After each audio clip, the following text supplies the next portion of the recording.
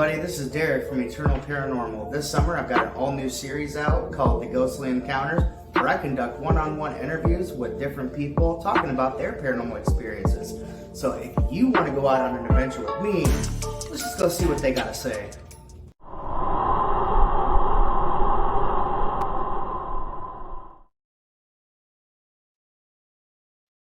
Hey everybody, what's going on? This is Derek, and you're watching another episode of Ghostly Encounters featured by Eternal Paranormal. Today's guest, we have Micah on. She's going to be talking a little bit about her experiences going back way from when she was a child. So without further ado, let's introduce you guys to Micah. Hello. Hey, what's up? How's it going? Good. How are you? Pretty good. Pretty good. It's a little hot outside, getting through it, you know. Yeah, that's for sure. But I know that we've talked before about some of like your experiences going back to when you were a child and everything. And so I kind of just wanted you to get on here and tell everybody kind of like what you've experienced in your life. Like I told you previously that I wasn't allowed to watch scary stuff as a kid. So I didn't know anything paranormal. I didn't know any scary stuff as a kid. I wasn't allowed to see that stuff. So when I first saw my first apparition, I guess, I was spooked because I had no idea what I was looking at, something that nobody else could see. So my first experience that I really remember, I guess, is when we moved into the farmhouse. I was 5 years old, I think, and the house needed work. So we slept downstairs, and I was sleeping on the couch and had to use the restroom. So I rolled over, and the rocking chair sitting next to the couch, there was a very nicely dressed gentleman in a top hat in the rocking chair, just sitting there, not rocking, just sitting there. I didn't know what I was looking at. It was very odd. So I just rolled over. I skipped the bathroom. I just rolled over. Told my parents about it. They, of course, said that it was a dream or I was making it up, whatever. Okay, I wasn't in school yet. So I get into kindergarten or whatever, and you learn about the presidents, and I'm like, oh crap, that's the man that I saw in my living room. And it sure looked like Abraham Lincoln. Now, was it? I don't know, but it sure looked like him. I know there was railroad tracks that literally went through our backyard. There's still evidence of that, and I never saw him again. He wasn't creepy. He just sat there. But that was my very first experience of seeing something that I couldn't explain. Right. So I know that we've talked about now after that, you had told me that you started seeing like a little girl that would almost follow you everywhere you go and still today. Yes. Can we talk a little bit about that? Sure. My little girl, I named her Elizabeth. I don't know where that name came from because I know nothing about her. I initially saw her, I was probably 7 or 8 years old when my room was finally upstairs. And I was brushing my teeth in the bathroom, and I had the door closed, and I had this feeling like I was being stared at. But the door was closed, so I didn't know why I was having that feeling. So then I just thought maybe one of my parents was standing on the landing of the stairs or something. And when I get done brushing my teeth, I open the door, and there is this little girl. And I say little girl, but she was probably the same age as me, 7 or 8 or something. At the time, right? Yeah. At the time, yes. And she scared the shit out of me. She had dirty blonde hair that was matted And I mean, it looked like there was evidence of blood. Her dress or nightgown, it was white, but it had tears in it. It was dirty. And again, it looked like there had been blood on it. And the whites of her eyes, I noticed, that's the thing that I remember most was her eyes, because they were yellow. The whites of her eyes were. So I don't know who she is. I don't know where she came from. Tried doing some research on the house, because supposedly it's the second house built in Orion. I went to the library, couldn't find anything on it. But I think what happened was that my parents' address has changed over time. So they still live at the same house, and they still experience activity, and they hear footsteps upstairs all the time. Right. They blame Elizabeth. I don't know what it is. It could just be old house noises.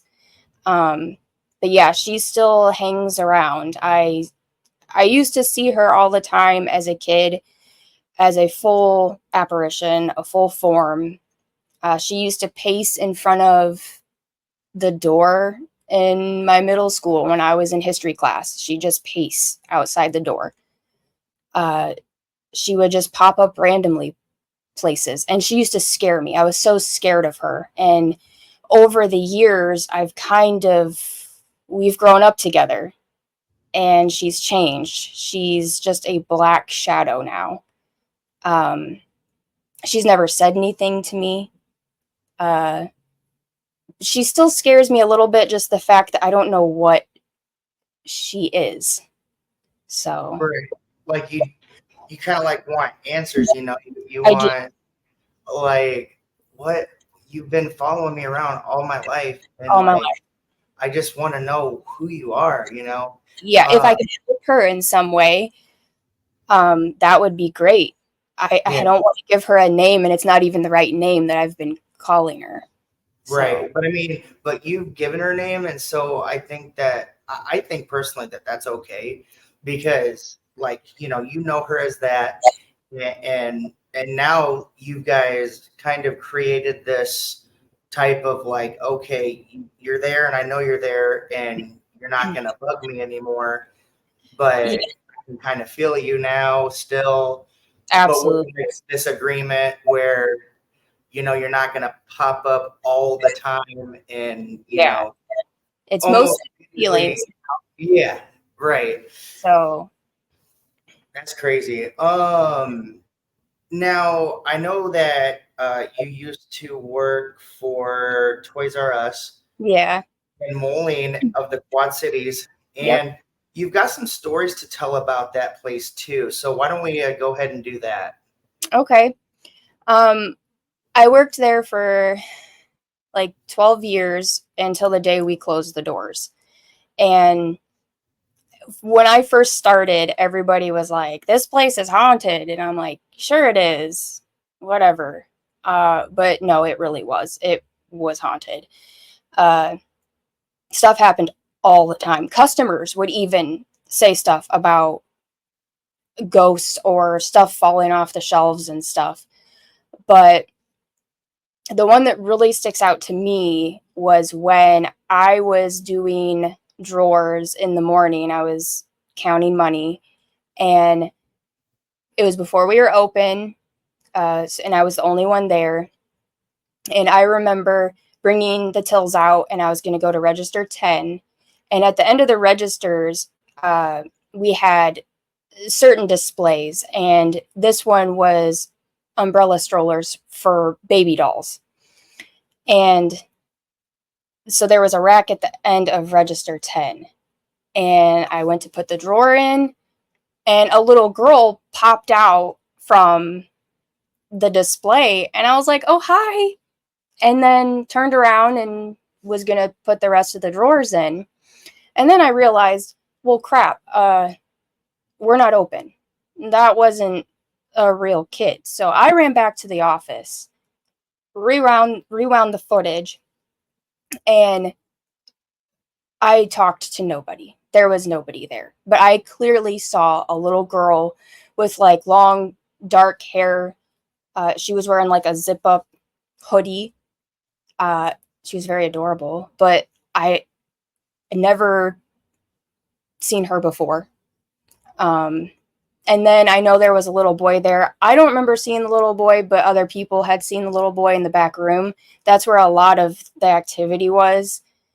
And the day before we closed, I went in the back and had like a heart to heart with the little kids. And I was like, I'm not coming back here. There's going to be other people in this building. We don't know how they're going to accept you. So you either need to find somewhere else to go and hang out or move on or something. And so I did that and then came in the next day to finally close, and the energy was different. Those kids weren't there anymore. So either I'm nuts, which is quite possible, or I helped them at least go somewhere different, where they felt comfortable to be. So that kind of feels good, though, that I at least gave them a fair warning on what to expect, because I think that would have been a brutal awakening to them because they were so used to us. So Right. I mean, being there for almost 13 years and knowing that there's spirits that roam the place, mhm. like, after all that time, you almost kind of grow like a little bond between the Yeah, spirits, in a yeah, way, because I know a lot of people who own like, all these haunted buildings and locations, they have a connection with yes, their spirits there. yep, And so, like you said, I mean, it would just kind of be like a little harsh if you didn't say, yeah, your last goodbye, which I yeah. think that's really awesome that you did that. So I know that you've been seeing like a lot of spirits and stuff like that. And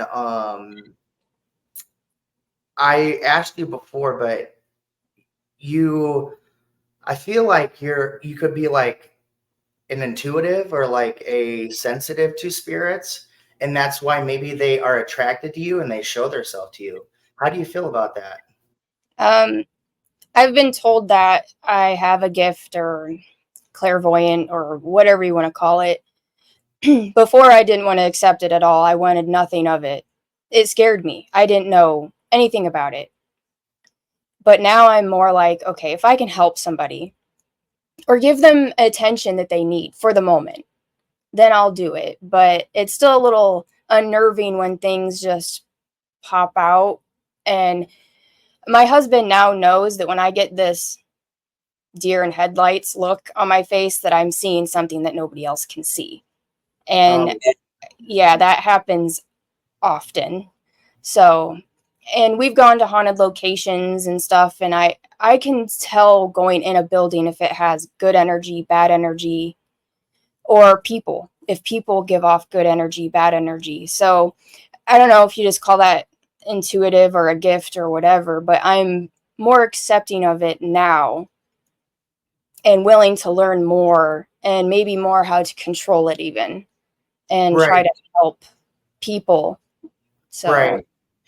I have a question. Have you looked for help in kind of building those type of like strengths with maybe some of the gifts that you've been given? I mean, have you talked to anybody about that yet? Like, or reached out to anybody? no, not really. I mean, I've done a lot of reading. I have a lot of meditation books and books about crystals and just energy work and stuff. I really do believe in energy work. I believe everybody gives off energy. Buildings give off energy. So, I don't know. I would love to learn more, I guess is what I'm saying. Yeah. Right. Open. Okay. Because I know a few people that are mediums Mhm. and clairvoyant, and I know some shamanic healers out there, Mhm. and I can possibly talk to them and have them reach out to you sometime, with your permission, and maybe like try to get some coaching on, how to like accept it, and then how to, what are your steps to kind of like building it and then just getting more comfortable with it. You know what I'm Yeah. saying? Yeah. So I can do that for sure. Yeah, that'd be great. I mean, I'm open to it. It's still a little scary at times, but if I can help somebody, then I would love to do that if I have an ability, you know. Right. I mean, that's like the number one important thing when you go in and do these investigations and stuff. It's not all about just like, I mean, people when you first start out, they do it for like the thrills and stuff like that. But then there's people that actually want to help these spirits Yes. like move on and pass on, you know, Yeah. because they could be stuck there. There could be something that could be controlling them. Yeah. So a more of a negative spirit that won't let these other ones pass on, you know, and things Right. like that. So people like you and other people that, you know, can feel these spirits and the energies, Hmm. like 100%, like they need you guys to go in there and kind of help these spirits, you know, like you did at Toys R Us, you know. Yeah. So I think that's awesome. Yeah. I mean, we've done plenty of investigations where I walk into the place, I'm like, man, this place has great energy. I just love it. And then there's other places where I'm like, I have to get the hell out of here. So a lot of times at antique stores, I get very dizzy in antique stores. And I presume it's just because of all the energy from all the items and stuff. But yeah, I would love to learn more on how to control it, I guess. Right, for sure. Well, I'm gonna wrap things up here. I want to say thank you so much for telling all of your stories and stuff. It's definitely been interesting. So I'd like to reach out to you, you know, after the show Yeah, and maybe set up something where we can go into a haunted location, get a booking, and kind I'd of love. collaborate, you know. So, Yeah. but yeah, thank you for coming on. I appreciate it. Oh, thanks for having me. You're welcome. All right, guys. Well, until next time. I will see you guys later. Bye bye.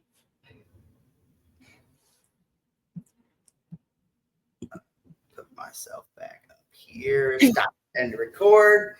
Okay, so I that was good actually. Yeah. All That right. was solid. Beginners. Yeah. Yeah. Nervous as hell, but we did Yeah. it.